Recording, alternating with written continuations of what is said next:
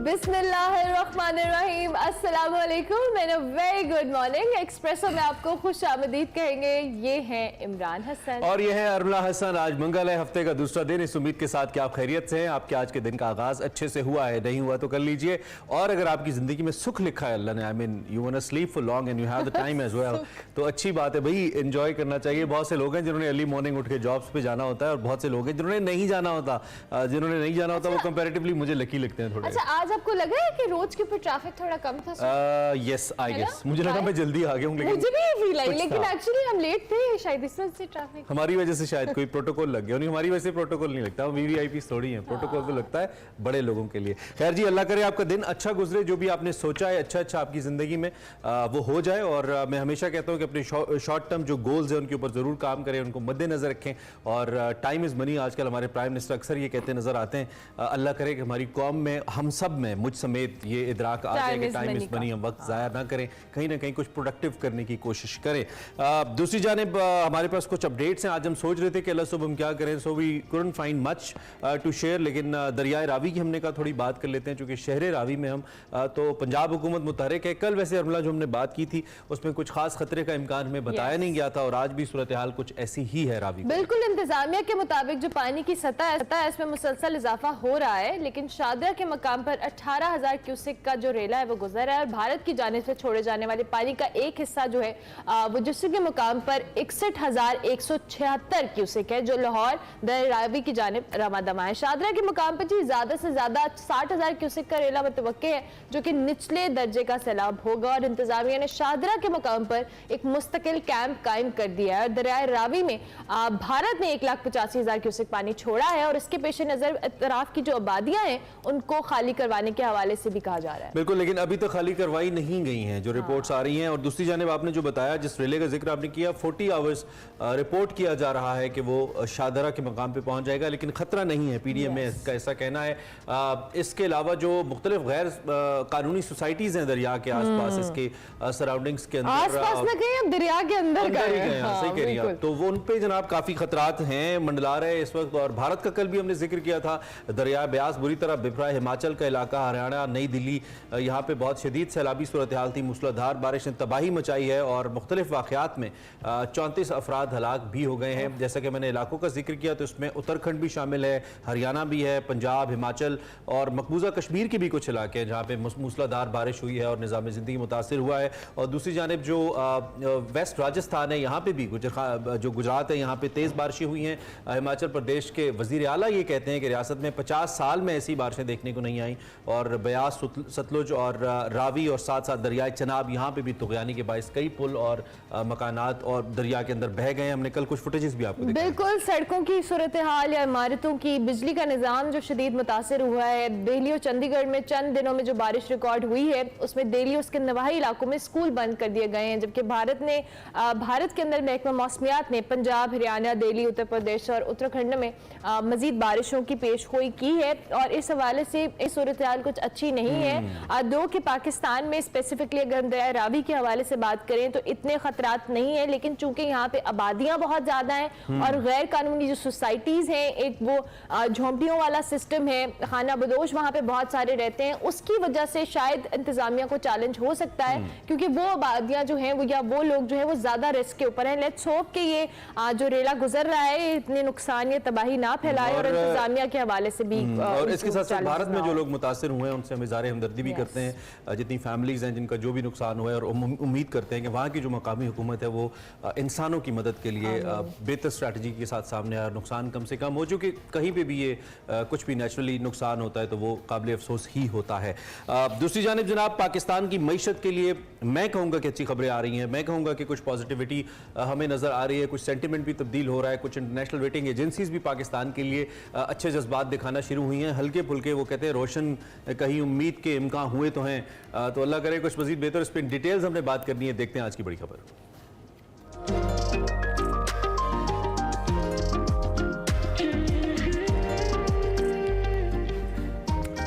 मईशत की बात करेंगे तो मुल्क की हालात की बात भी होगी। इलेक्शन से पहले जी मुल्क में नई और कुछ दिलचस्प सी सियासत शुरू हो गई है। पीडीएम का शराजा कुछ बिखरने लगा है, ऐसा हम नहीं कह रहे, हालात बता रहे। इत्तेहादी हुकूमत की जो जमातें हैं आपस में कुछ उलझन या दस्तों गिरबाएं, मगर मौशी सूरत-ए-हाल अभी तक गैर यकीनी से दो चार है। IMF से जी स्टाफ लेवल मुज़ाकरात हो चुके हैं। 12 जुलाई को एग्जीक्यूटिव बोर्ड का इजलास होने जा रहा है जिसमें पाकिस्तान के लिए $3 अरब के बेल आउट पैकेज की मंजूरी का इम्कान है। स्टाफ लेवल मुज़ाकरात के बाद फौरी तौर पर चंद दिन के लिए जो मौशी सरगर्मियां हैं उसमें तेजी देखने में आई थी, जिस पर हुकूमत की जानिब से बड़े बड़े दावे किए गए थे। इसहाक डार साहब ने फौरी तौर पर महंगाई में जो इतनी पता नहीं कितने % कमी का ऐलान कर दिया था, उन्होंने दावा कर दिया था कि 30% कमी का दावा कर दिया था, मगर ये तमाम दावे हवाई साबित हो रहे हैं। इसहाक डार के दावों के बरक्स महंगाई बढ़ गई है। हुकूमत के अपने इदारा शुमारियात ने बताया कि पिछले हफ्ते 24 अशियाए ज़रूरिया की कीमतों में इजाफा हुआ और महंगाई बढ़कर 28.55% तक पहुंच गई है। चीनी महंगी की गई है, फी किलो कीमत उसकी 10 रुपए से बढ़कर 140 रुपए हो गई है, जो 10 रुपए बढ़ाएगी। आटे की कीमतों में भी इजाफा देखने में आ रहा है। बिजली जनाब गुज़िश्ता रोज फिर महंगी कर दी गई है और ऐसा लगता है कि हुकूमत की जो रेट है वो नजर नहीं आती, क्योंकि मैं फिर बार बार ये कह रहा हूं कि महंगाई अपनी जगह लेकिन नाजायज मुनाफाखोरी भी हो चुकी है। कोई चेक एंड बैलेंस नहीं है प्राइसेस के ऊपर। नेपरा का जिक्र चूंकि आपने किया, यहाँ पे सहमाई एडजस्टमेंट की मद में $1 और 24 पैसे फी यूनिट इजाफा हुआ है बिजली की कीमतों में। दूसरी जानिब जो इंटर बैंक है यहाँ पे डॉलर को अपडेट रिवर्स गियर तो लगा है, लेकिन कोई बहुत ज्यादा कन्विंसिंग सूरत हाल नहीं है जिसपे हम कहें कि हमारा जो इन्वेस्टर है वो बड़ा मुतमईन हो जाएगा। लेकिन गुज़िश्ता रोज की अगर हम बात करें तो रुपए की कदर में $2.10 तक कमी हुई और अमेरिकन जो करेंसी है US डॉलर, इसमें इजाफा हुआ, उसमें रुपए की कदर के मुकाबले में उसकी कदर थोड़ी बेहतर हुई। स्टॉक मार्केट भी उतार चढ़ाव का शिकार है। जैसे कि मैंने कहा कि कुछ कंसिस्टेंसी नजर नहीं आ रही, लेकिन कम से कम IMF मुआहिदे के बाद इतना जरूर हुआ है कि कुछ बैनुल अक़वामी इदारों का एतमाद बहाल होना शुरू हुआ है आने वाले वक्त के अंदर। अच्छा, दूसरी जानिब देखते हैं कि अब डॉलर किस जानिब जाता है। महंगाई में कमी का दावा भी है, लगता है कि वो उलट पड़ गया है, अशिया ज़रूरी आवाम की पहुंच से दूर है। दूसरी जानिब जो अरकान पार्लियामेंट हैं उन्होंने अपने लिए खजानों का मुंह खोल दिया है और वजारत खजाना ने पार्लियामेंटेरियंस की स्कीम्स के लिए सिर्फ 3 में मजमूई तौर पर 61 अरब 26 करोड़ रुपए जारी करने की मंजूरी दे दी है। और उधर कौमी सतह पर जो माशी बेहतरी का मिशन है वो भी जारी है। कुछ बड़ी बड़ी काविशें की जा रही हैं। हमने कल इन्वेस्टमेंट के हवाले से पहले देखा था, काउंसिल बनाई गई थी, और फिर हमने ग्रीन पाकिस्तान इनिशिएटिव देखा है जिसमें हमारे जो एग्रीकल्चर बेस्ड गुड्स हैं उसके ऊपर भी प्रोडक्ट्स हैं उसके ऊपर भी तवज्जो दी जा रही है। सो सूरत हाल मुझे लगता है कि शायद अगर हम कंसिस्टेंट रहें अपनी जो भी मामलात हम कर रहे हैं उसमें हम थोड़ा सा अपना इनपुट पॉजिटिव रखें तो आने वाले वक्त में बेहतर नताइज निकल सकते हैं। लेकिन इसी सारी सूरत हाल में हमने तजिया भी लेना। बिल्कुल, डॉक्टर खाकान नजीब हमारे मौजूद हैं। He is the best in the business. Thank you very much doctor Khaqan. Good morning, I hope you are doing well. अभी जो हम सारी सूरत हाल बता रहे थे, लेकिन जब ये स्टाफ लेवल मुआहिदा हुआ था तब भी हमारी आपसे बात हुई थी और हमने डिस्कस भी किया था। उस वक्त हमने ओवरऑल मार्केट के अंदर या आप एक मौशी एक्टिविटीज हैं उसमें तेजी देखने में आई थी, लेकिन इसके बाद फिर सूरत हाल कुछ अच्छी या हौसला अफजा नहीं है। How do you see this situation कि इसकी क्या वजह हो सकती है या बेसिक पॉइंट्स क्या हो सकते हैं? Urmila, thank you for inviting. देखें, एक तो ये कि अभी आपने जो इंट्रोडक्शन रखा है ना, अगर आप उसको थोड़ा सा रिव्यू करें तो आपको ये एहसास होगा कि आपने ये कहा है कि एक मिक्स्ड पिक्चर है इकॉनमी की। एक इकॉनमी जो कि बहुत ही मुश्किल हालात से गुजर रही है। लो रिजर्व्स, हाई इन्फ्लेशन, ये दो चीज़ें ही लोगों को बहुत तकलीफ दे रही हैं। और ये तकलीफ इसलिए दे रही हैं कि लो रिजर्व्स हैं तो इंपोर्ट्स भी कम हैं, तो और आपकी सप्लाई साइड वीक हो जाती है। इन्फ्लेशन बिल्कुल लोगों के लिए एक तकलीफ दे चीज़ है। उसको फिर IMF का सहारा लिया, उससे एक लोगों में यूफोरिया सा क्रिएट हो गया। जैसे एक होता है ना कि एकदम मार्केट्स रिएक्ट करती हैं। देखिए, काफ़ी चीज़ें तब्दील हुई उससे। हमारा इंटरनेशनल बॉन्ड जो 2024 में हमने $1 अरब पे करना है, वो कहीं 35 सेंट्स पे बिक रहा था। उसकी ओरिजिनल कीमत आप समझें $1 है और आप ये तैयार थी कि मुझे दे दें वो 35 सेंट्स में। आज वो 70 सेंट से ऊपर ट्रेड कर रहा है। So obviously I have come as a buyer, I have bought it from you, और अब मैं उसको बेचना नहीं चाह रहा क्योंकि मैं समझ रहा हूँ कि डिफॉल्ट का जो खतरा है वो टल गया है। This is the best way to explain कि IMF के आने से क्या हुआ।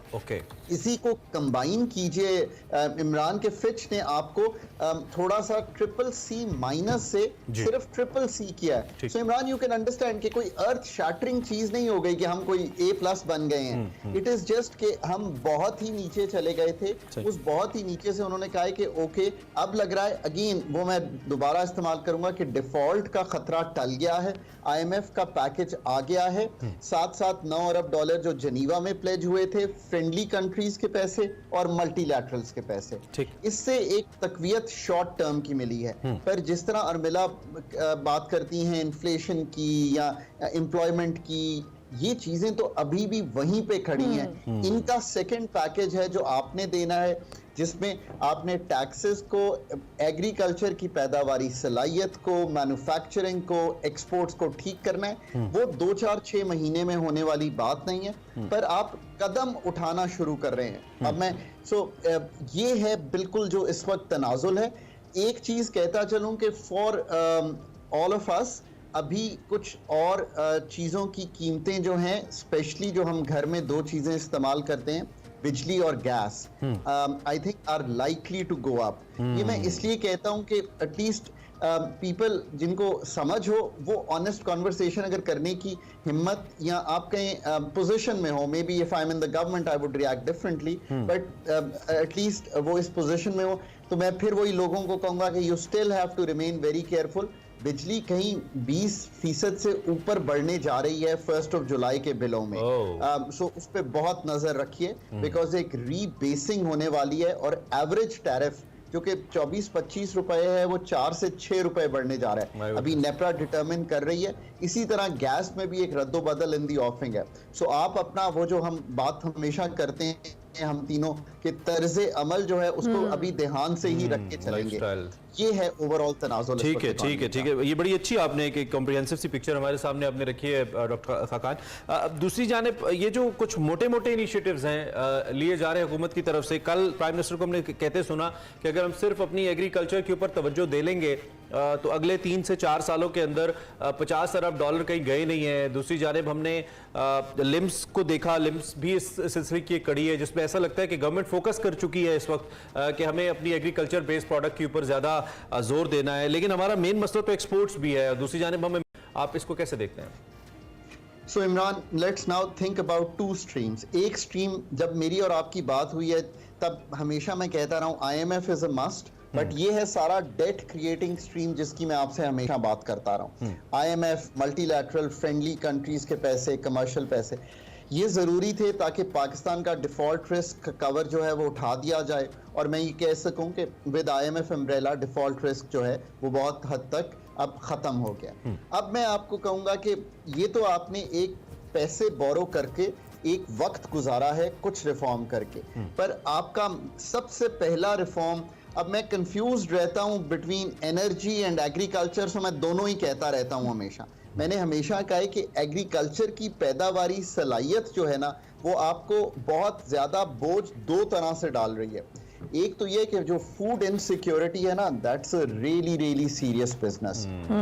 मुझे ये बहुत ही तशवीश से कहना पड़ता है कि जो इंटरनेशनल रिपोर्ट पाकिस्तान पे रिसेंटली आई है, उसमें 37% पाकिस्तान की पॉपुलेशन इनसिक्योर है फूड।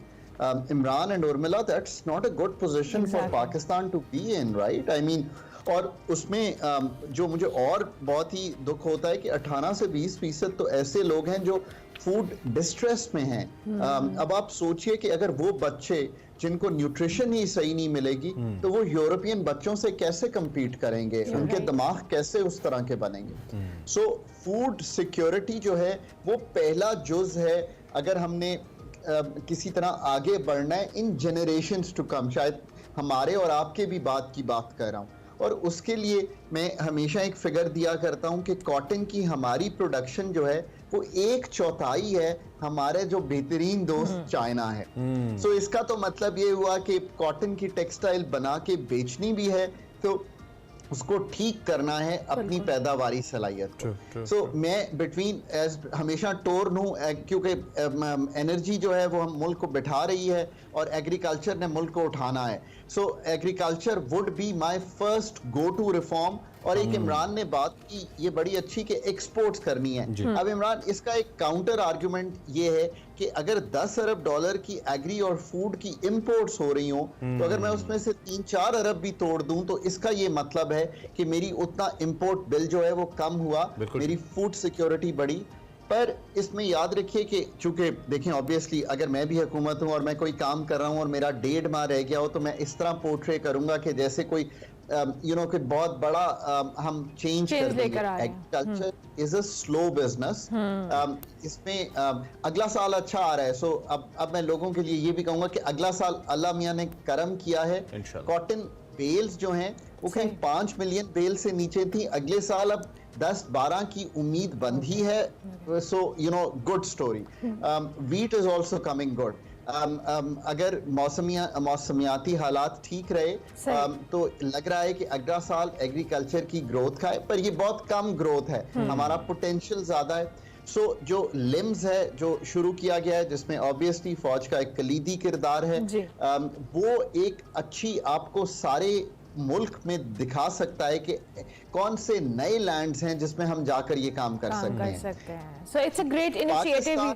सॉरी डॉक्टर, बहुत अच्छा, आप अपनी बात कंप्लीट कर लीजिएगा। बिल्कुल, ग्रीन रेवोल्यूशन भी इसी के साथ साथ जरूरी है। अर्मिला, ये इसलिए जरूरी है, 60 की दिहाई में पहला ग्रीन रेवोल्यूशन हुआ था। पाकिस्तान राइप है ग्रीन 2 के लिए। सो इसको अगले साल, 2 साल, 5 साल में बिल्ड कीजिए। पर इसमें मैं देखना चाहूंगा 2 चीजें कि कौन सी प्रोफेशनल टीम इसको चलाएगी और कौन सा डोमेस्टिक एग्रीकल्चर और डोमेस्टिक लोग इंटरेस्टेड होंगे। अच्छा, इन डॉक्टर खाकान, चूंकि हमारे पास टाइम कम, चाहेंगे जरूर डॉलर की आपसे भी बात कर लें। जो ओवरऑल एक मार्केट के अंदर जो सिचुएशन या इकोनॉमी को परसीव करने की जो एक सलाहियत है, उसके हवाले से बात करें। हमने देखा था कि जब ये स्टाफ लेवल मुआहदा हुआ था तो डॉलर में कुछ हमें नजर आई थी, रुपए की कदर बेहतर हुई थी, लेकिन अब फिर से वही पैटर्न शुरू हो गया है। डू यू रियली थिंक कि ये अब टाइम के साथ साथ बेहतर होगा, या ये इसी तरह से ऑन एंड ऑफ चलता रहेगा और जो रुपए की कदर है उसमें हमें कुछ बेहतरी नजर आएगी? Armila, may be I have just rich friends, पर मुझे सबसे ज्यादा दिन में एक ही सवाल पूछा जाता है और कई टेलीफोन आते हैं, कई टेलीफोन तो मैं नंबर देख कर रख देता हूँ कि ये सिर्फ यही को बेचकर डॉलर खरीद लें कि ना खरीद लें। तो मैं बड़े अरसे से कहता रहा हूं कि जो मेरे पास फॉरेन अर्निंग्स थी, मैं तो 300 पे उनको इन कैश करा के ये समझता था कि इट इज़ गुड कि इस वक्त 20-21% मुनाफा मिल रहा है हमारे रुपए में, तो दैट्स अ गुड इन्वेस्टमेंट। मतलब मैं एक लाइटर नोट पे बात कर। बट देखिए, अब ये सब डिपेंड करेगा अर्मिला कि in the short run inflows कैसे होते हैं।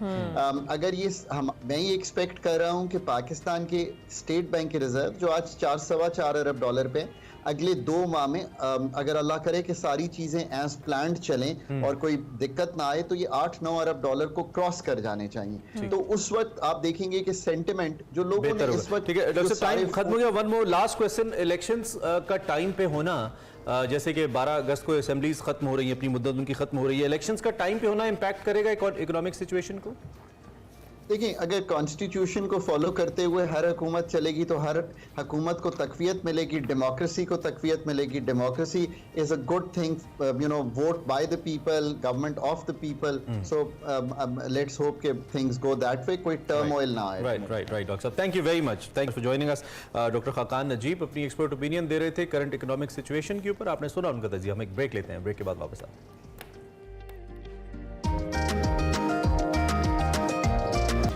Welcome back to Expresso. अब आगे बढ़ते हुए आपको बताएं कि भारत दुनिया में आबादी के लिहाज से पहले, चीन दूसरे और अमेरिका तीसरे नंबर पर है, इंडोनेशिया चौथे और पाकिस्तान आबादी के लिहाज से दुनिया में 5वें नंबर पर आता है। यानी कि ये जो तकरीबन 195-96 ममालिक हैं, पाकिस्तान आबादी के लिहाज से दुनिया का 5वां बड़ा मुल्क है। इसकी कुल आबादी इस वक्त तकरीबन 24 करोड़ से जायद है। एक अंदाज़ा ये भी कहता है कि 2044 तक अगर इसी रफ्तार से पाकिस्तान ने आबादी में तरक्की की तो ये आबादी दुगनी हो जाएगी। यानी कि अगर अभी 24 करोड़ है तो ये 48 करोड़ या 50 करोड़ तक भी पहुंच सकती है। And it's a huge number. Pakistan की बेशतर आबादी फिर इसी वजह से जो बुनियादी हमारे वसाइल हैं उससे महरूम है, बेरोजगारी, गुर्बत इंतहा को छू रही है, क्राइम रेट्स बढ़ रहे हैं, मसाइल बहुत ज़्यादा हैं और पाकिस्तान की कुल आबादी का 60% हिस्सा अमला ऐसा भी है जो नौजवानों पर मुश्तमिल है, लेकिन अनफॉर्चुनेटली वो प्रोडक्टिव नहीं है। वो नौजवान तो हैं लेकिन उसका कोई फ़ायदा नहीं। बिल्कुल, और बेहंगम इजाफे के बायस नौजवानों की जो बड़ी तादाद है गुर्बत, अदम मसावात, बेरोजगारी, इंसानी हकूक़ की खिलाफ वर्जियों का शिकार हो रही है। दुनिया भर में जो बढ़ती हुई आबादी है, इसकी वजह से खुराक की कमी हो, इलाज, रिहाइश, तालीम, बुनियादी जो भी आपके नेसेसिटीज़ हैं उनकी फराहमी मुश्किल हो चुकी है। जबकि इसके साथ साथ जो इंफ्रास्ट्रक्चर है, माहौलियाती मसाइल हैं, वो भी इसके साथ एड ऑन हो जाते हैं। बढ़ती हुई आबादी मुस्तकबिल में किन मसाइल से हमें दो चार कर सकती है? एक इंटरनेशनल रजिस्टर्ड तंजीम है जी, DKT, पाकिस्तान में जी खानदानी मनसूबाबंदी हो, HIV, एड्स की रोकथाम और जिनसी बीमारियों की तशखीस और उसकी रोकथाम के लिए खासा काम कर रही है। और क्या ये किस तरह की एक रजिस्टर्ड गैर मुनाफा बख्श तंजीम है जिसकी बुनियाद 1989 में रखी गई। इनमें चंद बड़े ममालिक हैं और इसको के ऊपर तवज्जो देने के लिए इसकी बुनियाद रखी गई। इसका क्या मकसद है और पाकिस्तान में इस हवाले से क्या काम हो रहा है? और आज चूंकि वर्ल्ड पॉपुलेशन डे भी है तो हमने सोचा कि इस इंपॉर्टेंट टॉपिक को, जो कि कोर इशू है, इसको जरूर डिस्कस किया जाना चाहिए। उसके लिए डॉक्टर अस्मा बासिम हमारे साथ मौजूद है, national quality assurance and technical lead DKT Pakistan. इनको हम खुश आमदीद कहते हैं। Thank you very much doctor साहबा, बहुत शुक्रिया। कैसी हैं आप? अल्हम्दुलिल्लाह बिल्कुल ठीक ठाक, और मैं आपकी बहुत बहुत थैंकफुल हूँ कि आपने मुझे इस प्लेटफॉर्म पे thank you so much for coming. Doctor साहब, बहुत बड़ा इशू है जिसको हम उस तरह से डिस्कस नहीं कर रहे, या हमारी तवज्जो इस जानिब नहीं है क्योंकि आबादी बढ़ना और इससे रिलेटेड बहुत सारे इश्यूज का बढ़ना, ये एक मुल्क के लिए एक बहुत बड़ा कोर इशू, आप जिस तरह से पहले भी कह रही थी। अब हम पाकिस्तान में मसाइल को देखें और आबादी बढ़ने के मसाइल को देखें, क्या वजूहात आप समझती हैं और क्या इसका आप एक हमें ब्रीफ एनालिसिस दे सकती हैं? इसकी बुनियादी वजह ये है कि इस टॉपिक पे कोई बात करना नहीं चाहता। हर कोई इसको एक बहुत ही सेंसिटिव इशू है, उसको कोई टच नहीं करता, पॉलिसी मेकिंग वाले भी नहीं इसको टच करते। लेकिन अगर हम लोगों की बात करें तो उनको फैमिली प्लानिंग की असल जो डेफिनेशन है वही नहीं पता। सब लोगों के जहन में यही मिसकंसेप्शन है कि शायद अगर हम फैमिली प्लानिंग या ख़ानदानी मनसूबाबंदी पे बात करते हैं तो शायद हम आ गए हैं कि हमने बच्चे बंद करवा देने हैं। ऐसा नहीं है, ये एक प्लानिंग है जिसमें आपने ये देखना है कि माँ की सेहत इस चीज़ की इजाज़त देती है कि वो प्रेग्नेंट हो सके। अब हमारे यहाँ जैसे अर्ली मैरिजेस बहुत कॉमन हैं, 18 साल से पहले शादियाँ हो जाती हैं, तो बहुत सारी माएँ तो अभी उस एज तक पहुँची नहीं होती। 18 साल तक तो उसकी अपनी ग्रोथ हो रही है, तो वो प्रेगनेंसी कैसे कर सकती है? वो माँ बन सके, कि वो माँ बन सके। ये चीज़ लोगों को नॉलेज नहीं है। आइडियल एज जो है वो 18 to 35 है। अब 35 ईयर्स के बाद भी अगर प्रेगनेंसी हो रही है तो बच्चे में एबनॉर्मेलिटीज़ के चांसेस बढ़ जाते हैं, डाउन सिंड्रोम वगैरह, और माँ में डायबिटीज़ और हाइपरटेंशन बढ़ जाती है। लोगों को इस चीज़ का इल्म नहीं है। दूसरा ये चीज़ आ जाती है कि स्पेसिंग का बिल्कुल नहीं पता। इवन कुरान पाक में ये लिखा हुआ है कि एक बच्चे को 2 साल तक माँ दूध पिलाए, तो ऑब्वियसली 2 साल का वक्फा होना चाहिए। और यही WHO कहती है कि अगर एक बच्चे की डिलीवरी हो गई है तो 2 साल जो है 2 इयर्स के बाद आप प्लान करें बिल्कुल कंसीव करने के लिए। कितनी आपके फैमिली में बच्चों की तादाद होनी चाहिए, it depends upon your economical status. इस मामले में हम चूंकि एक तो ये है कि जब भी हम बात करते हैं हम भी बड़े फॉर्मल रहते हुए बात करते हैं। मैं चाहता हूं कि इस पे खुल के बात होनी चाहिए। जैसे चीन का एक मॉडल हमारे सामने है। चीन एक पॉलिसी लेकर आया कि पहले आप एक बच्चा पैदा कर सकते थे, फिर फैमिली के अंदर 2 बच्चों की उन्होंने इजाजत दी, और शायद यही वजह थी कि उनकी आबादी भारत से कम हो गई, भारत उससे आगे चला गया। और मुझे लगता है जिस स्पीड से हम जा रहे हैं पर कैपिटा हम भारत से आगे ही हैं अगर हम अपने वसाइल को देखें। तो क्या पाकिस्तान ऐसी कोई पॉलिसी नहीं ला सकता? यकीनी तौर पे नहीं ला सकता। मुझे पता है कि आप जिन खतूत पे सोच रहे हैं, यहाँ पे रिलीजियस एलिमेंट्स हैं, यहाँ पे इस्लाम को हर चीज़ के अंदर ऐसे पोर्ट्रे किया जाता है कि इस्लाम सख्ती करता है। हालांकि बहुत सारे मामलात के अंदर इस्लाम लॉजिकली चलने की हमें इजाज़त देता है। इस पे क्या कहेंगे आप पॉलिसी मैटर? देखिए, इस टाइम पे ना हम लोगों को बजाय इसके कि नंबर या क्वांटिटी पे हम फोकस करें, हमें क्वालिटी पे फोकस करना चाहिए। अगर हम एक बहुत बड़ा मैस नकारा लोगों का पैदा करके ला रहे हैं जो कि माशरे पे बोझ हैं, इससे बहुत बेहतर है कि हमारे पास कम लोग हों जो कॉम्पिटेंट और काबिल हों, जिससे हमारे मुल्कों को फायदा हासिल हो सके। अब अगर हम फैमिली प्लानिंग के ही मेथड्स का देखें तो बहुत सारे लोग हैं जिनको जरूरत है लेकिन उनको ये नहीं पता कि हमने जाके लेना कहाँ से है, पहुंच या रीच नहीं है उनकी।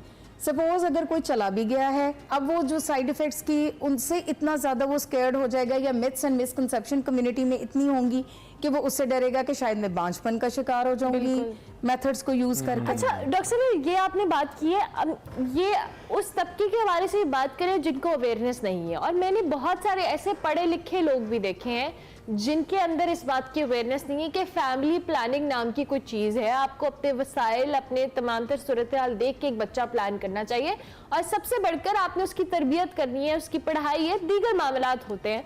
तो ये जो डिफरेंस है, चाहे वो पढ़े लिखे लोग हैं चाहे वो उस तरह से पढ़े लिखे नहीं हैं, उन दोनों में ये रेशो है कि लोग फैमिली प्लानिंग की तरफ नहीं जाते हैं। नहीं जाते। इसमें देखिए प्रेगनेंसी तो है ना, इसीलिए हम लोगों की जैसे ऑर्गेनाइजेशन है डीकेटी है, इसमें इसके अलावा गवर्नमेंट वाले भी हैं, सारे पॉपुलेशन वाले हैं, हेल्थ वाले हैं, ये सब लोग काम कर रहे हैं। और भी एनजीओज हैं, वो भी अपनी अपनी जगह पे काम कर रही हैं। ये जो फैमिली प्लानिंग का नॉलेज या सारी आगाही है, ये प्रेगनेंसी के चेकअप से ही स्टार्ट हो जाती है। हमने उस वक्त ही उनको काउंसल करना शुरू कर देना होता है कि आफ्टर द डिलीवरी ये मेथड्स हैं, या ये आपको सूटेबल हेल्प आउट करेंगे हम आपको, लेकिन सेफ मेथड जो है वो आप चूज करें। तो डीकेटी एक्चुअली क्या कैसे काम करती है, थोड़ा सा डीकेटी का मैं आपको थोड़ा सा इंट्रोडक्शन दे दूं कि हम लोगों का जो है प्राइवेट क्लिनिक्स पे भी फोकस है, और सबसे जो अच्छा हम लोगों का एक काम है वो एक है धनक नेटवर्क। अच्छा, धनक जैसे खुशी, आपको हैप्पीनेस है, तो हमने अपने क्लिनिक्स का नाम जो है वो धनक क्लिनिक का दे दिया है। ओके। उस नेटवर्क में हमने रूरल एरियाज़ को किया है फोकस, और जो कम्युनिटी मिडवाइफ्स यानी क्वालिफाइड जो हमारी ये मिडवाइफ्स हैं उनको हमने रिक्रूट किया। और इसकी जो एक डिफरेंट चीज़ ये है कि इसमें IRMNCH एंड पॉपुलेशन वेलफेयर यानी गवर्नमेंट पब्लिक पार्टनरशिप के साथ ये है। ठीक है। अब जब उधर से हमें प्रोवाइड हो गया पूरा नेटवर्क कि ये वाले आपके क्लिनिक्स हैं या ये एरियाज हैं, तो हम लोगों ने उनकी कंस्ट्रक्शन में हेल्प आउट की।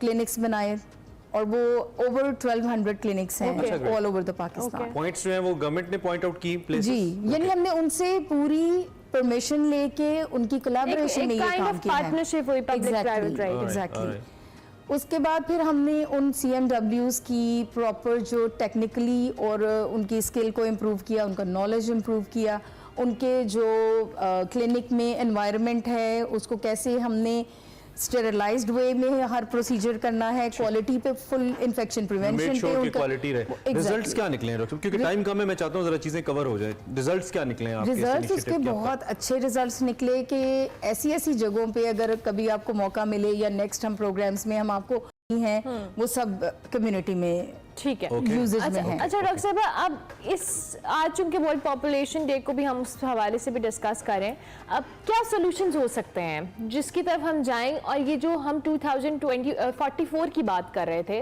कि हमारी आबादी डबल हो सकती है, इसको किसी हद तक कंट्रोल किया जा सके, लोगों के अंदर एक अवेयरनेस हो, चाहे वो पढ़े लिखे लोग हैं या नहीं पढ़े लिखे, क्या सजेशंस आप देंगी इन द एंड? सजेशंस के अलावा भी हम तो बीइंग इन डीकेटी हम ये काम कर रहे हैं। इसमें जैसे मैंने आपको बताया कि ट्रेनिंग्स हैं बहुत सारी, इसके अलावा हमने सोशल मीडियाज़ पे बहुत सारी कैंपेन्स चलाई हैं जिसमें लोगों को अवेयरनेस मिले। इवन साइड इफ़ेक्ट्स जो हैं इन मेथड्स के, उनके ऊपर बहुत बातचीत होती है ताकि लोगों के लिए ये कोई बहुत बड़ा स्टिग्मा ना बन जाए कि हम ये यूज़ नहीं कर सकते। इसके अलावा हमने यूथ को इन्वॉल्व किया है, उसमें एक प्रोग्राम हमने स्टेलर अवार्ड्स का किया, उसमें कॉलेजेस के जो स्टूडेंट्स हैं उनको as a brand ambassador use किया, उन लोगों को हमने awareness the.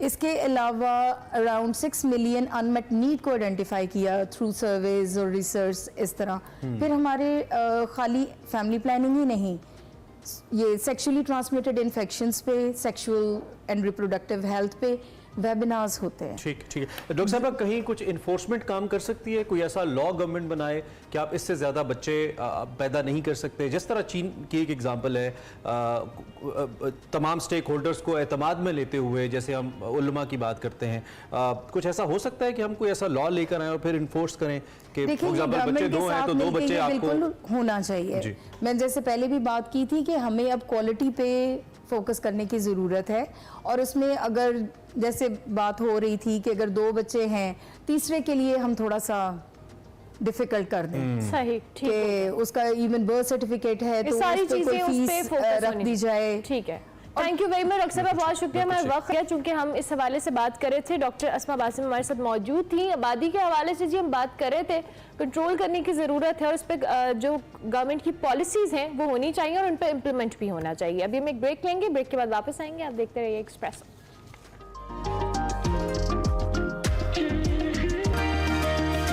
Welcome back to Expresso. और अब जिक्र नामवर शायर कतील शिफाई साहब का, जिनको दुनिया से रुखसत हुए 22 बरस बीत गए। कतील शिफाई 24 दिसंबर 1919 को हरीपुर हजारा में पैदा हुए। नाम मोहम्मद औरंगजेब था, जबकि कतील उनका तखल्लुस था। अपने फनी सफ़र का आगाज़ पाकिस्तान की पहली फिल्म तेरी याद से किया और देखते ही देखते मकबूलियत का इस्तारा बन गए। कतील शिफाई ने जहां फिल्म नाइला, नौकर, इंतजार और इश्क लैला जैसी शोहरा आफाक फिल्मों के गीत भी लिखे, वहीं उनके गीत फिल्मों की कामयाबी की जमानत भी बने।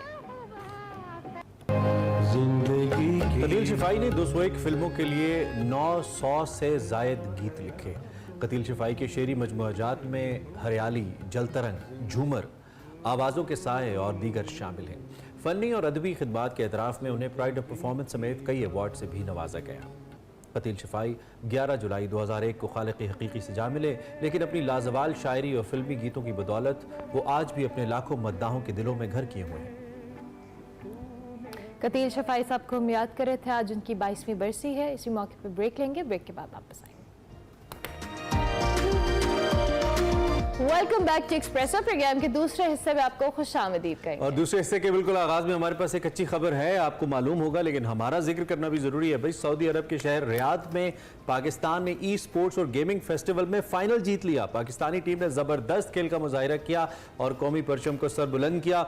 7 नेशंस कप है ये, जिसमें जनूबी कोरिया को 3-2 से पाकिस्तान ने शिकस्त दी और 5 लाख अमेरिकन डॉलर्स का इनाम हासिल किया और साथ एक ट्रॉफी भी हासिल की। पाकिस्तानी टीम के अंदर आतिफ भट्ट थे, खान थे और अरसलान ऐश, जिनको आप 2 दफा हमारे शो में भी देख चुके हैं। उन्होंने पार्टिसिपेट किया और पाकिस्तानी खिलाड़ियों ने जीत का खूब जश्न मनाया। इसके बाद आपको ये भी यहाँ पे बताएं कि पाकिस्तानी टीम ने सेमीफाइनल में इंग्लैंड को 2-1 से हराया था। इसके अंदर वाओ, आतिफ भट्ट भी हमारे शो का हिस्सा बन चुके हैं और अरसलान ऐश भी हमारी शो का हिस्सा बने हैं। सो कांग्रेचुलेशंस टीम पाकिस्तान, ये बड़ी अच्छी बात है। टेकिंग के अंदर इन्होंने इतना अच्छा परफॉर्म किया, पाकिस्तान का परचम बुलंद। आप हमने सोचा प्रोग्राम में इसका जिक्र करना चाहिए। अब आगे बढ़ते हैं और अब आपको दिखाएंगे हमारा सेगमेंट खला के उस पार। और आज वकार अहमद मलिक बात करें कि बच्चों के अंदर स्पेस साइंसेस का किस तरह से शौक पैदा किया जाए। तो देखते हैं आज का सेगमेंट खला के।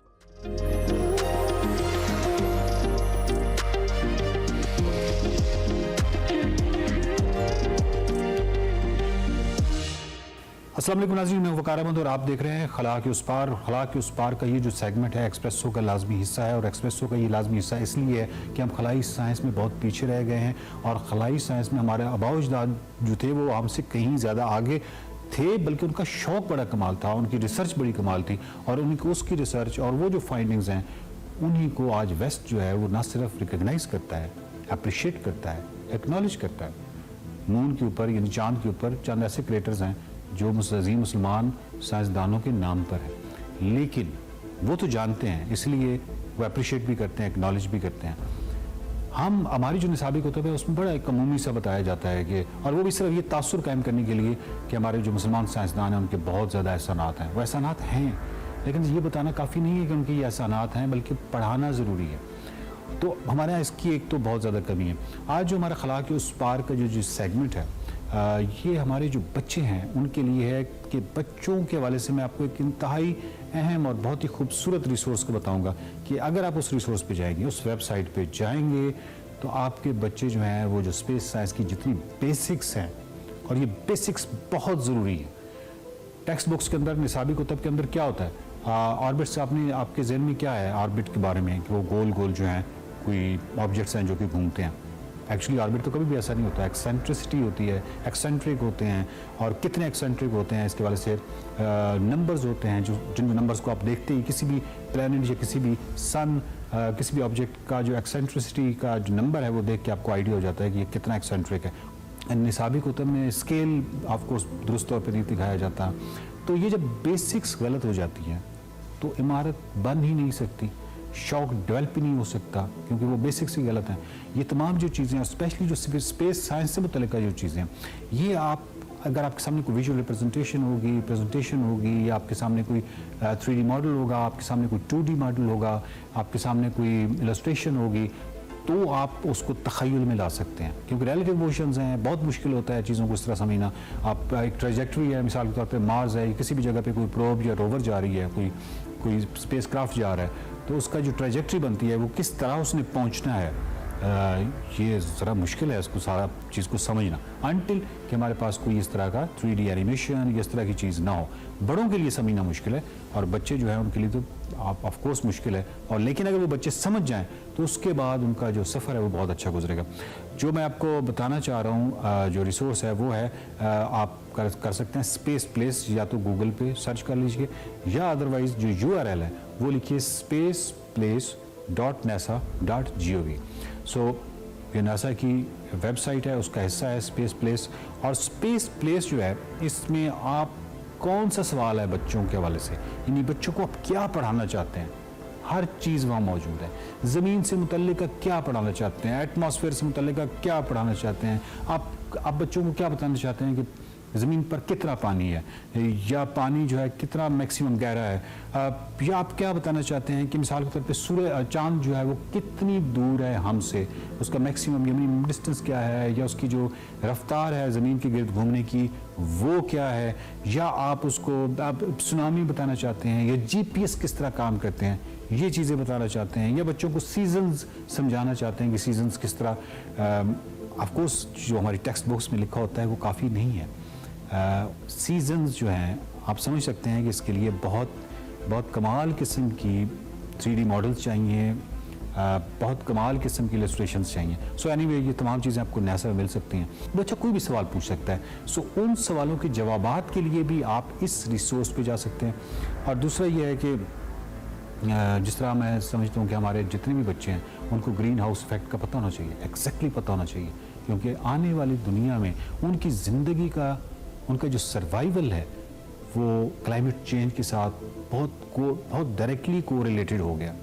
और ये अगली तमाम नस्लें जब तक इस चीज़ को समझेंगी नहीं, तो ये जो जितनी मामलात जो क्लाइमेट चेंज के बिगड़ते हुए मामलात हैं इनको कैसे संभालेंगी। इसी तरह जो अर्थ और सन का बाहिमी आपस में ताल्लुक़ है, फासला है, ये तमाम चीज़ें आपको नासा की इस जगह पर मिल जाएंगी। इससे भी ज़्यादा इंटरेस्टिंग जो सबसे ज़्यादा है वो गेम्स हैं, जो कि मुझे खुद बड़ा लुत्फ़ आया उन गेम्स को खेल के, और वो इतनी आसान नहीं है। लेकिन उन गेम्स को खेलने के बाद आपको एग्जैक्टली आइडिया हो जाता है कि रोवर्स कैसे जाती हैं, वहाँ से हमारी कम्युनिकेशन जो है, अगर मार्स से ज़मीन पर, या अगर जिस तरह जून है चक्कर लगा रहा है इसके गिर्द, जुपिटर के गिर्द, या इवन वॉयेजर है, या वॉयेजर 2 है, या पार्कर है, ये तमाम जितनी भी प्रोब्स हैं, ये रोवर्स हैं, या जितनी भी स्पेस क्राफ्ट हैं, ये इनके साथ हमारी कनेक्टिविटी कैसे होती है, अप लिंकिंग कैसे होती है, डाउन लिंकिंग कैसे होती है, ये तमाम चीज़ें गेम्स में सिखाई गई हैं। Very interesting. और गेम्स में जो मुझे बहुत पसंद आई हैं, उनमें एक तो एक्सप्लोर मार्स है।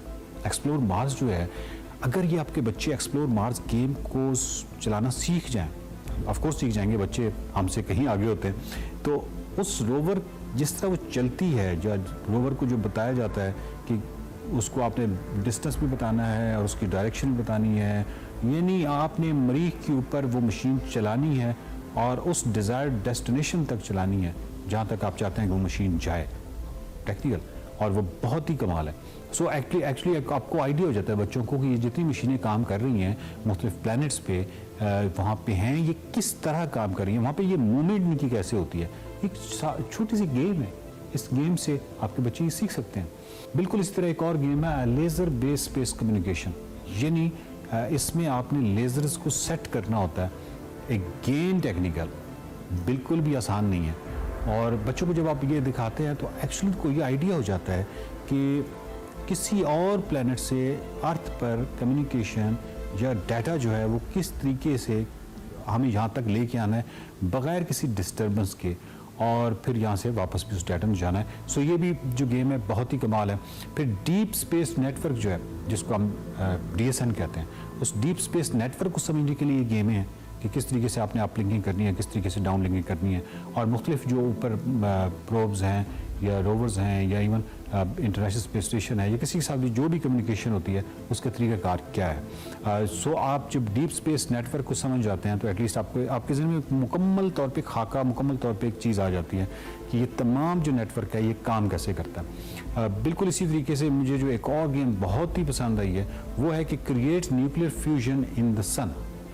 अब फ्यूजन का आपको मालूम है, और इसके अंदर जिस तरीके से प्रोटॉन जो है दूसरा प्रोटॉन उसको आप हिट करते हैं सिंगल प्रोटॉन को दूसरे प्रोटॉन के साथ, और फिर प्रोटॉन न्यूट्रॉन के साथ फिर एक प्रोटॉन को हिट करते हैं तो आपको हीलियम 3 मिलती है, और फिर हीलियम 3 और फिर एक दूसरी हीलियम 3 आपने बनानी है, और हीलियम 3 और हीलियम 3 को आपस में टकराना है जिसकी वजह से फ्यूजन पैदा होता है। और इनका जो लाइन है वो बिल्कुल सीधी होनी चाहिए, उस लाइन के लिए फिर बड़ी ट्रिक्स हैं। सो बच्चा वो गेम जब खेलेगा तो कमाल लुत्फ लेगा, लेकिन वो जिस चीज़ से लुत्फ ले रहा है वो लर्निंग की बहुत बड़ा रिसोर्स है, बजाय इसके कि अजीब व गरीब गेमों में बच्चे लगे होते हैं, मोबाइल पे अजीब व गरीब चीज़ें देख रहे होते हैं, वक्त भी ज़ाया कर रहे होते हैं, आंखें भी मुतासर हो रही होती हैं। इससे बेहतर है कि अगर आप उन्हें जितना टाइम गुजारना है तो वो नासा की जो स्पेस प्लेस है, इसकी जो वेबसाइट पे जो गेम्स हैं उनको देखकर उनको खेल कर ये वक्त गुजारें ताकि उनके अंदर स्पेस साइंस के हवाले से शौक़ पैदा हो, खला के उस पार जानने के हवाले से शौक़ पैदा हो, उसके हवाले से उनके अंदर एक क्यूरियोसिटी, एक तजस्सुस पैदा हो जो कि उनको एक अच्छा साइंसदान बनाने के लिए तहरीक दे। और ये जो तहरीक है ये आपको ये सेगमेंट भी देता है, तो बच्चों को भी कहिए, ख़ुद भी देखिए खला के उस पार। Welcome back to Expresso. Break के बाद वापस आ गए जी। अब आपको दिखाएंगे बल्कि इनफैक्ट खिलाएंगे। आज फरियाल राना लाहौर में कहीं नहीं है, वो शेखुपुरा गई हैं हलवा पूड़ी खाने, और उन्होंने शेखुपुरा से हलवा पूड़ी खाई और क्या खिला रही है, कहाँ कौन सी जगह की, मतलब देखते हैं आज का देसी फूड।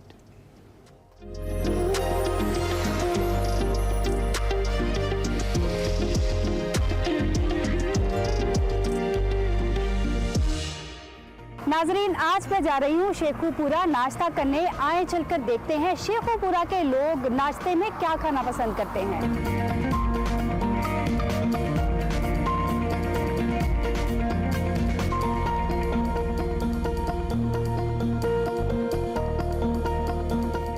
नाजरीन, आज मैं आई हूँ शेखुपुरा जिना पार्क। सेगमेंट आपको दिखाएंगे, लेकिन इस वक्त सदर आरिफ अलवी इस्लामाबाद में होने वाले एक सिंपोजियम जो कि गंधारा तहजीब से मुतल्लिक है, इससे खिताब कर रहे हैं। राइटिंग्स को पढ़ने की कोशिश की क्योंकि वो भी 8000 साल पुराना एक मज़हब था। बुद्धा को भी बहुत पढ़ा, और बुद्धा को ख़ास तौर पर इस अंदाज से भी पढ़ा और तलाश भी की कि मैं श्रीलंका गया तो श्रीलंका में स्टूपाज और कैंडी के अंदर temple of the Holi tooth है जहाँ बुद्धा का एक दांत वहाँ पर प्रिजर्व्ड है। थाईलैंड के अंदर भी गया, सारे स्टूपास को देखा, पढ़ा। तिब्बत गया, कोठाला पहले से शायद तिब्बत के अंदर, वहाँ 8वीं 9वीं 10वीं मंजिल तक वहाँ भी तलाश किया। तो नेपाल के अंदर भी इस बात को देखा। तो ये जो तलाश है इसके अंदर एक चीज़ बड़ी अहम थी मेरे लिए। मैं अपनी बात कर रहा हूँ ताकि मैं उस रास्ते का तयन करना चाहता हूँ अब भी दुनिया के लिए, कि दुनिया भी आज भी इस तलाश में है कि हकीकत है क्या। और मैं इंस्पायर होता हूँ, मिसाल के तौर पर एक मुसलमान ख़ानदान के अंदर पैदा हुआ तो कुरान से इंस्पायर होता हूँ।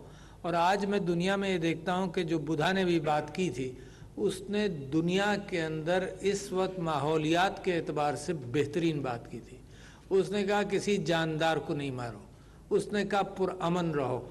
मैंने अपनी ज़िंदगी में 2-3 चीज़ों को मज़ीद करीब से देखने की कोशिश की, क्योंकि अपने जहन की ताकत को बढ़ाने के अंदर मुझे ये किसी ज़माने में यह यकीन हुआ कि जो पावर ऑफ कंसंट्रेशन है कि तवज्जो को मरकूज़ करना किसी चीज़ पर, इसमें कहाँ देखूँ कहाँ। तो हिंदू मज़हब के अंदर भी मुझे पता चला मेडिटेशन के हवाले से, और बुद्धिस्ट मज़हब के अंदर भी मेडिटेशन, इस्लाम के अंदर भी मेडिटेशन, और वो जो सूफ़ी इस्लाम के अंदर मेडिटेशन और अपनी ज़िंदगियों को वक्फ करते थे इन चीज़ों के लिए, उसको जब तलाश किया तो आई वॉज़ वेरी इम्प्रेस्ड कि एक रिसर्च मैंने पढ़ी कि बुद्धिस्ट मॉन्क्स के साथ रिसर्च की गई अमेरिका की किसी यूनिवर्सिटी के अंदर, कि उनका पावर ऑफ कंसंट्रेशन कितना गहरा है, और उसके लिए एक डिस्ट्रैक्शन के तौर पर एक घंटी भी रखी गई कि कितना होता है, और EEG के ज़रिए ब्रेन वेव्स को देखा गया। तो बड़ी सरप्राइजिंग बात कि आम आदमी और उसको कहा जाए कि तुम कंसंट्रेट करो, तो कंसंट्रेट करते करते जैसे ही घंटी बजती थी तो उसका EEG के अंदर फ़ौरन बड़े रिस्पॉन्सेज आते थे। उस स्टडी के अंदर ये भी पता चला कि बुद्धिस्ट मॉन्क्स और हिंदू जो बाज़ मंदिर के अंदर होते हैं जो मेडिटेशन और कंसंट्रेशन करते हैं, तो उनके यहाँ अगर घंटी भी बजी तो गंधारा तहजीब के हवाले से सिंपोजियम का इनेकाद इस्लामाबाद में किया गया है, जिसे सदर आरिफ अलवी इस वक्त खिताब कर रहे हैं। इसका अहवाल आपको बताएंगे। फिर वक्त आपको दोबारा लिए चलते हैं अपने सेगमेंट देसी फूड की जानिब। है चौहान फिश कॉर्नर। वैसे तो इनका मेन काम मछली तैयार करने का है, लेकिन ये सुबह के टाइम नाश्ते भी बनाते हैं। आइए चलकर देखते हैं ये कितनी किस्म का नाश्ता तैयार करते हैं और लोग यहाँ से कौन सा नाश्ता करना पसंद करते हैं। अब यहाँ पर कौन सा नाश्ता करने आए हैं? हम लोग यहाँ पे नान चने और हलवा पूरी। अच्छा, कितने अरसे से आप यहाँ से नाश्ता कर रहे हैं? मैं बेसिकली हूँ तो लाहौर से, तो जब भी हम आते हैं तो नाश्ता अक्सर यहीं से करते हैं आके। अच्छा, आपका ताल्लुक तो लाहौर से, आपने वहाँ से भी नाश्ता किया होगा, यहाँ से भी नाश्ता किया, तो फ़र्क क्या लगता है आपको टेस्ट का? नहीं, इनका टेस्ट काफ़ी बेहतर है। क्या नाश्ता करने आई है यहाँ पर? हम यहाँ पे डेली बेस पे नान चने नाश्ता करने आते हैं। टेस्ट कैसा लगता है आपको यहाँ का? टेस्ट यहाँ का मुझे बहुत डिफरेंट लगता है, अच्छा लगता है। SKP में सबसे ज़्यादा जो अच्छा टेस्ट है वो इन्हीं का है। मैं डेली बेस पे अपने फ्रेंड्स के साथ और सिस्टर के साथ यहीं पे आती हूँ। अच्छा, तो क्या खाती हैं आप जब फ्रेंड्स के साथ आती हैं? तो फ्रेंड्स मेरे तो ज़्यादा हलवा पूरी ही खाती है, लेकिन मेरा तो जो ऑल टाइम फेवरेट है वो नान और चने ही है। यहाँ से क्या नाश्ता करने लगे आप? नाश्ता इधर से नान चने और हलवा पूरी और टोस्ट आते हैं और पेठे का हलवा खाते हैं। अभी क्या खाने लगे आप यहाँ? अभी हलवा पूरी खाने लगे हम। हलवा पूरी की खास बात क्या लगती है आपको? हलवा पूरी सबसे अच्छी है इनकी हलवा पूरी। इनके चने बहुत मटन वाले चने हैं, लेकिन चने बहुत अच्छे बनाते हैं। इनमें कोई ऐसा चने नहीं बनाता जो ये चने बनाते हैं। हमारे साथ मौजूद हैं यहाँ के मैनेजर शाहिद रफ़ीक। आप मुझे बताएं कितना अरसा हो गया इस रेस्टोरेंट को? माशाल्लाह 1970 का स्टार्ट है रेस्टोरेंट। तकरीबन कोई 52-53 साल हो गया माशाल्लाह रेस्टोरेंट को। ये रेस्टोरेंट किसने बनाया था? ये हमारे ओनर है अकबर चौहान साहब, उनके वाले साहब ने ये काम स्टार्ट किया था। माशाल्लाह तब से ही काम शुरू है। अल्हम्दुलिल्लाह बेहतर है, बहुत बेहतर है। आप यहाँ पर क्या क्या सर्व करते हैं? हमारा सुबह 5 बजे से लेके 1 बजे तक नाश्ता ओपन होता है। 1 बजे नाश्ता वाइंड अप हो जाता है, उसके बाद खाना 12 बजे से लेकर रात 12-1 बजे तक खाना चलता है। नाश्ते में क्या क्या सर्व किया जाता है? नाश्ते में हमारे पास छोटे पावे होते हैं, मगज़, नान चने, अंडा चने, कोफ्ता चने, चिकन चने होते हैं। स्पेशल हलवा पूड़ी होती है, लस्सी होती है स्पेशल। हमारा हलवा स्पेशल खोए वाला बहुत मशहूर है। स्पेशल लस्सी होती है हमारे पास पेड़े वाली। और लोग ज़्यादातर नाश्ते में क्या खाना पसंद करते हैं? हमारी अल्हम्दुलिल्लाह हलवा पूड़ी बहुत स्पेशल है। लोग पूरे शेखपुरे में हलवा पूड़ी की ज़्यादा डिमांड करते हैं। आपकी हलवा पूरी की ऐसी क्या खास बात है जो लोग इतने शौक से खाना पसंद करते हैं? अल्हम्दुलिल्लाह एक तो हलवा हमारा स्पेशल बहुत स्पेशल है। देसी घी में तैयार होता है, अंडे, खोया वगैरह हर किस्म की चीज़ डलती है उसमें। पूड़ी के साथ जो से चने होते हैं ना, वो बड़े स्पेशल किस्म के होते हैं। आलू की भुर्जी होती है साथ। अल्हम्दुलिल्लाह पूरे शेखपुरे में नहीं इस तरह का कोई सेटअप कोई बना के दे सकता। आप पूरी आटे की बनाते हैं या फिर मैदे की? मैदे की बनाते हैं पूरी। आप नाश्ते में कितनी किस्म के चने तैयार करते हैं? हमारे पास चने होते हैं 3 किस्म के। अंडा चने की प्लेट होती है, कोफ्ता चने होते हैं उसमें, फिर उसके अलावा चिकन चने होते हैं। क्या दूसरे शहरों से लोग आपके पास नाश्ता करने आते हैं? जी अल्हम्दुलिल्लाह दूसरे शहरों से काफ़ी लोग आते हैं नाश्ता करने के लिए। फ्राइडे, सैटरडे, संडे माशाल्लाह बहुत आउट ऑफ सिटी बहुत से लोग आते हैं नाश्ता करने के लिए। जो लोग दूसरे शहरों से आपके पास नाश्ता करने आते हैं वो क्या खाना पसंद करते हैं? हलवा पूड़ी और छोटे पावे ज़्यादा खाना पसंद करते हैं वो। और खाने में क्या क्या बनाते हैं? खाने में हमारे पास फ़िश होती है 3 किस्म की, पाम फिश, रो फिश और फिंगर फिश। उसके अलावा कढ़ाई वगैरह, चिकन कढ़ाई, मटन कढ़ाई, देसी चिकन कढ़ाई है, तवा कढ़ाई है हमारे पास। शेखुपुरा एक कदीम शहर है और कदीम रेस्टोरेंट आपका है, तो मशहूर शख्सियत आपके पास खाना खाने आती हैं? जी अल्हम्दुलिल्लाह माशाल्लाह यहाँ पे मशहूर सियासतदान है जवेद लतीफ़ साहब हैं, मैंने हैं शेखपुरे के। अल्हम्दुलिल्लाह वो नाश्ता करने भी आते हैं और खाना खाने भी आते हैं। उनके साथ भी उनके दोस्त है, बाप सारे आते हैं अल्हम्दुलिल्लाह। थैंक यू सो मच आपके टाइम। नाजरीन, मेरे लिए यहाँ का नाश्ता जिसमें हलवा पूरी, नान चने, खोए वाला हलवा, रायता और अचार आ चुका है, इसको ट्राई करते हैं और साथ में आपको मैं शेखुपुरा की हिस्ट्री भी बताऊंगी। पूरी बहुत ज़्यादा खस्ता है और इतना ऑयली नहीं है, ऑयल नहीं है पूरी में, बहुत ज़्यादा ऑयल जैसे होता है ना वो नहीं है। इसको चनों के साथ खाते हैं। नाजरीन, खस्ता पूरी के साथ बहुत ही इन्होंने लाइट मसाले के जो चने हैं वो बनाए हुए हैं, लेकिन नहायत ही ज़्यादा लजीज हैं। अब हम हलवा भी खाते हैं, लेकिन आपको सब्र करें, थोड़ा सा हिस्ट्री भी बताऊंगी, मैं थोड़ा सा खा लूँ मैं। हलवा पूरी का नाश्ता करने के शौकीन अफराद जो हैं ना, उनके लिए ये नाश्ता तो बेस्ट है। आप लोगों ने यहाँ का नाश्ता ना मेरे कहने पे एक दफ़ा तो ज़रूर ट्राई करना है। और अब मैं आपको बताती हूँ शेखुपुरा की हिस्ट्री। शेखुपुरा एक कदीम शहर तो है ही, लेकिन यहाँ पर सबसे पहले सिख, हिंदू और अंग्रेज़ रहा करते थे। लेकिन यहाँ पर आजकल जो ज़्यादा तादाद है ना, वो सिखों की और पंजाबियों की है। शेखुपुरा का जो पुराना नाम था वो था विरकगढ़, लेकिन जब शहजादा जहांगीर यहाँ पर आए थे तो उनकी जो वालदा थी वो उनको प्यार से शेखू बुलाया करती थी। और जो शहजादा जहांगीर हैं उनको बहुत शौक था शिकार का, तो वो यहाँ पर शिकार भी किया करते थे, इसीलिए इस शहर का नाम जो चेंज करके उन्होंने शेखुपुरा कर दिया था।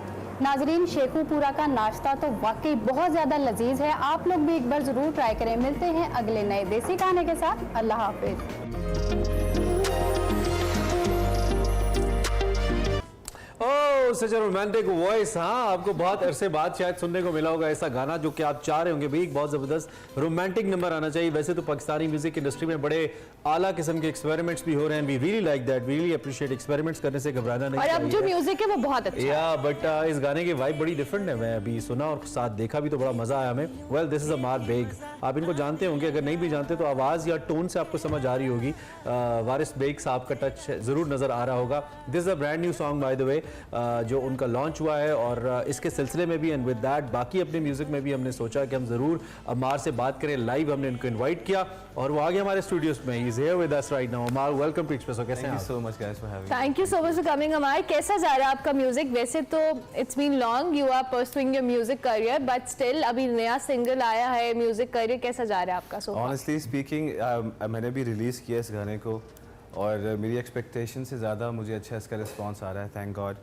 और I am not gonna stop, more music is coming इंशाल्लाह। जबरदस्त वीडियो बहुत अच्छी है, टोन बहुत जबरदस्त है, वाइब बहुत अच्छी है। आइडिया, एग्जीक्यूशन इस गाने की कैसी रही? मेरा आइडिया ये था कि how would a guy express you know his feelings to a girl, और इसको इंजॉय करते हुए, ऊपर से समर भी है तो you know the song has a very summer vibe. साथ में मैंने इसको स्पेनिश रेगेटॉन म्यूज़िक इसका रखा है।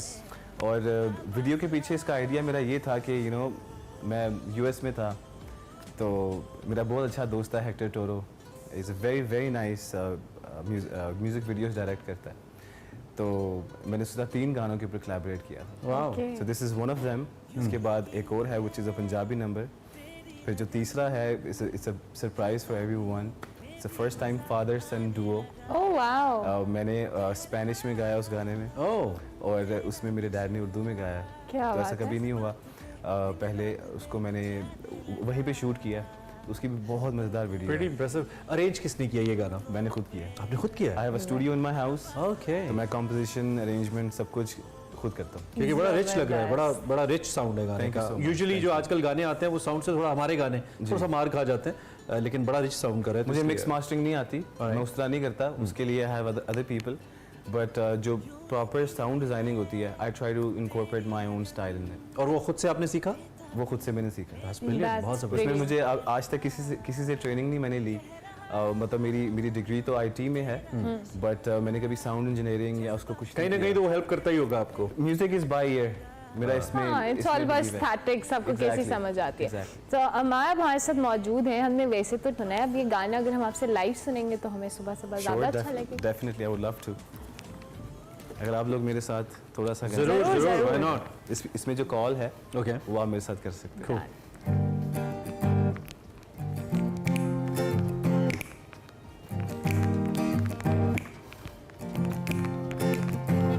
यूं लगी है तेरी लगन, बेताबियों में भी मजा आने लगा, कह रहा मन तेरा नशा, जज्बात पे दिन रात पे जाने लगा, हर पल कहे don't go away, yeah. आ पास आ, ओ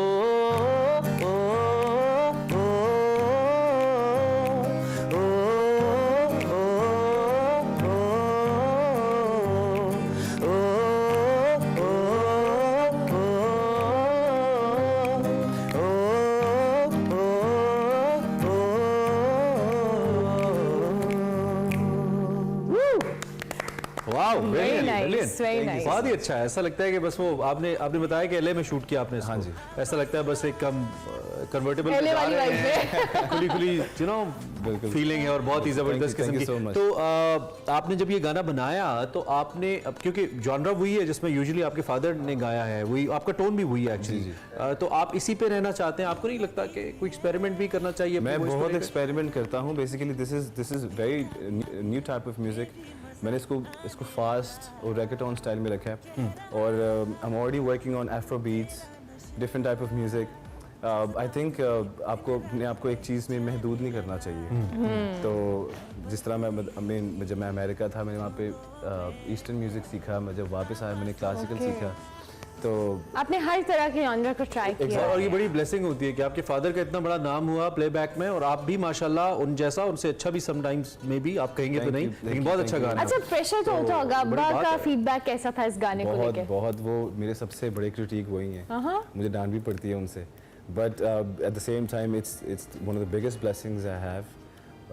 मुझे मेरे घर में ही मेरे साथ एक मेंटोर, एक लेजेंड है। Absolutely. वो मुझे 30-35 साल का एक्सपीरियंस मुझे ऐसे बता देते हैं। ब्रिलियंट। अपने अब्बा का कोई गाना, कोई दो बोल, एनीवन दैट यू लाइक? अभी हम ब्रेक पे बात कर रहे थे उस गाने की, एक दिलबर से आंखों। मैं आपको आई लव दैट सॉन्ग।